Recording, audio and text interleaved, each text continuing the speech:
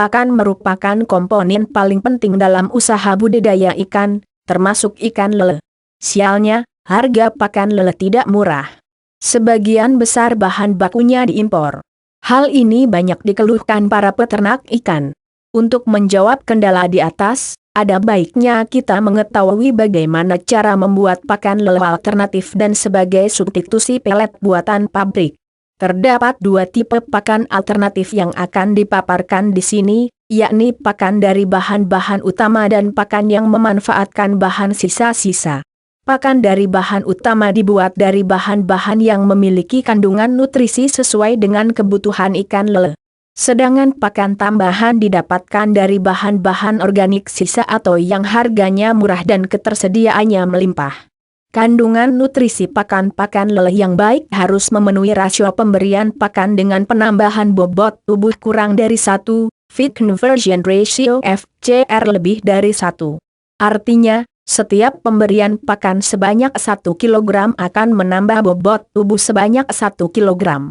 Jadi semakin kecil rasio FCR-nya, semakin baik pakannya. Penyediaan pakan lele untuk pakan utama harus memiliki kandungan nutrisi yang lengkap. Pakan tersebut harus mengandung protein, lemak, karbohidrat, vitamin dan mineral. Protein berfungsi sebagai sumber energi utama. Jenis ikan karnivora semacam lele membutuhkan protein yang tinggi yaitu lebih dari 35% dari berat pakan. Lemak dibutuhkan sebagai sumber energi tambahan penting. Selain sebagai sumber energi, lemak sangat penting untuk kelangsungan hidup ikan, melarutkan beberapa jenis vitamin dan menjaga keseimbangan daya apung ikan dalam air. Penambahan lemak pada pakan juga mempengaruhi rasa dan mutu pakan. Lele membutuhkan lemak dengan kadar 4-5% dari berat pakan. Kadar lemak tidak boleh berlebihan karena bisa menyebabkan penimbunan lemak pada usus dan hati ikan, sehingga ikan jadi kurang nafsu makannya. Karbohidrat terdiri dari senyawa serat kasar dan bahan bebas tanpa nitrogen. Fungsi utama karbohidrat adalah sebagai sumber energi. Selain berfungsi sebagai nutrisi, karbohidrat juga bisa menjadi bahan perekat dalam pembuatan pakan lele. Kandungan karbohidrat pada pakan lele sebaiknya ada pada kisaran 4-6%. Vitamin merupakan zat organik yang dibutuhkan ikan dalam jumlah kecil, namun peranannya sangat vital. Perannya untuk mempertahankan kondisi dan daya tahan tubuh. Vitamin umumnya tidak dapat disintesis oleh tubuh ikan, jadi harus dipenuhi dari luar atau pakan. Kebutuhan vitamin akan menurun seiring dengan pertumbuhan besar ikan. Satu lagi yang dibutuhkan dalam jumlah kecil namun penting, yakni mineral. Mineral ini memainkan peran penting dalam membangun struktur tulang ikan dan dalam fungsi metabolisme. Mineral terdiri dari makromineral dan mikromineral. Makromineral yang terkandung dalam tubuh ikan diantaranya kalsium, C, magnesium, Mg, natrium, Na, kalium, K, fosfor, K, klorida, Cl, dan sulfur, S.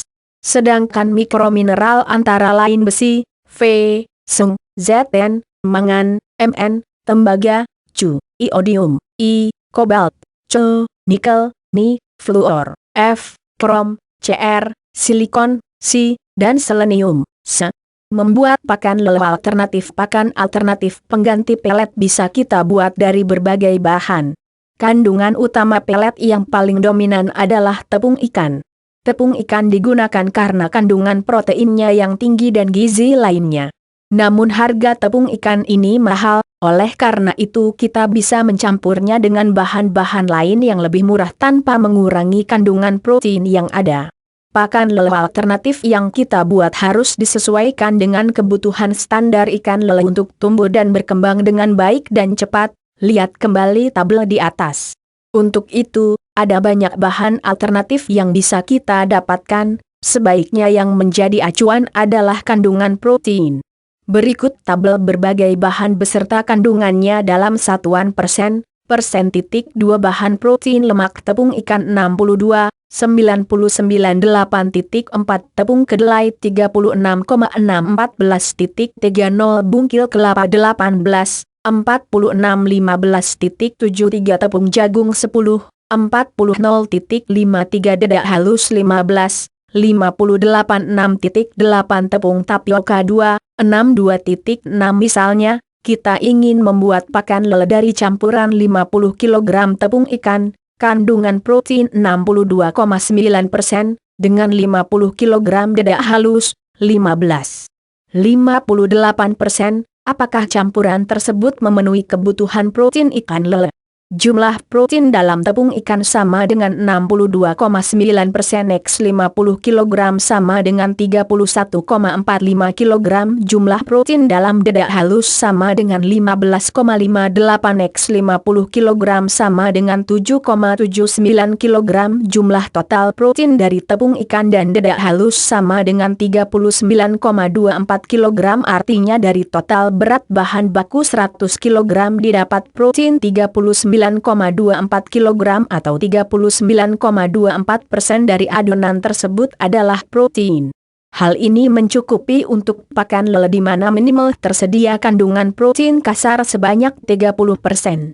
Untuk memperkaya kandungan nutrisi, kita bisa menambahkannya dengan berbagai vitamin ikan yang tersedia di pasaran. Membuat pakan lele tambahan disebut pakan tambahan karena tujuannya untuk melengkapi pemberian pakan utama. Kandungan nutrisi pada pakan lele tambahan tidak bisa ditakar dengan tepat. Namun kandungannya masih bisa kita kira-kira. Pemberian pakan lele tambahan dalam budidaya lele intensif bisa menekan biaya pengeluaran pakan, sehingga peternak bisa menikmati keuntungan yang lebih besar. Bahan-bahan berikut disarikan dari pengalaman-pengalaman para peternak lele. A. Limbah peternakan unggas beruntung bagi peternak yang lokasinya dekat dengan peternakan unggas, ayam atau puyuh. Peternakan unggas biasanya menghasilkan limbah berupa ayam mati dalam jumlah yang kontinu. Limbah tersebut bisa kita gunakan untuk pakan lele. Karena ikan lele pada hakikatnya adalah hewan karnivora. Bangkai ayam atau puyuh sebaiknya tidak diberikan begitu saja untuk menghindari terjangkitnya penyakit pada ikan. Bangkai harus dibersihkan terlebih dahulu bulu dengan cara direbus. Selain menghilangkan bulu, proses perebusan berfungsi untuk membunuh bibit penyakit yang mungkin terkandung dalam bangkai. Perebusan bisa dilakukan dalam jeram-jeram besar. Setelah direbus, diamkan bangkai tersebut sampai dingin, lalu berikan pada ikan lele pada hari yang sama. Pakan diberikan dengan cara digantung dan celupkan pakan dalam air kolam. Setelah habis, angkat kerangka yang tersisa, jangan sampai menjadi residu dalam kolam. B. Keong mas atau bekicot. Di sebagian tempat, keong mas merupakan hama bagi petani padi. Kita bisa memanfaatkan daging keong yang kaya protein untuk pakan lele tambahan. Keong mas mudah ditemukan di daerah pesawahan. Cara mengumpulkannya pun mudah, apalagi kalau tempat kita ada di pedesaan. Tinggal pasang pelang, terima keong mas lalu nego, beres urusan. Sama seperti bangkai unggas, keong mas hendaknya tidak diberikan secara langsung. Rebus terlebih dahulu keong mas atau bekicot dalam air mendidih selama beberapa menit. Perebusan ini fungsinya untuk mengempukkan daging, memudahkan pelepasan cangkang, dan membunuh bibit penyakit yang tidak dikehendaki. Setelah direbus, lepaskan cangkangnya dengan cara dicukil menggunakan garpu. Kemudian, daging keong didinginkan dan dicincang kecil-kecil. C. Belatung-belatung, maggot, merupakan sumber protein yang baik buat ikan lele. Belatung dihasilkan dari lalat. Ada beberapa jenis belatung yang cocok untuk dijadikan, salah satunya dari lalat Blacksoul Jayfly, Hermetia illucens. Mengapa Blacksoul Jayfly? Karena belatung ini memiliki kandungan protein kasar hingga 40% dan menurut penelitian BBPBAT cocok untuk pakan lele tambahan. Untuk membiakan belatung ini cukup sediakan ember, daun pisang, ampas tahu, sisa ikan asin dan bisa ditambahkan kotoran ayam. Caranya, masukkan ampas tahu sebagai bahan utama ke dalam ember, lalu tambahkan air bersih dan aduk hingga rata. Kemudian tambahkan ikan asin dan kotoran ayam, lalu tutup permukaannya dengan daun pisang kering agar lalat Blacksoul Jayfly mau bertelur. Tempatkan ember di tempat teduh dan terlindung dari air hujan.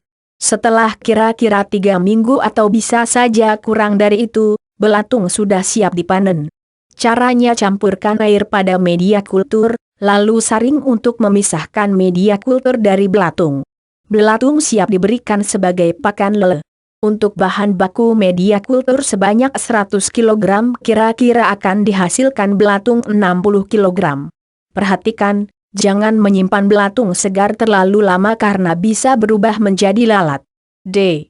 Ikan rucah bagi para peternak yang lokasinya berdekatan dengan tempat pelelangan ikan, opsi ini bisa menjadi pilihan yang efektif.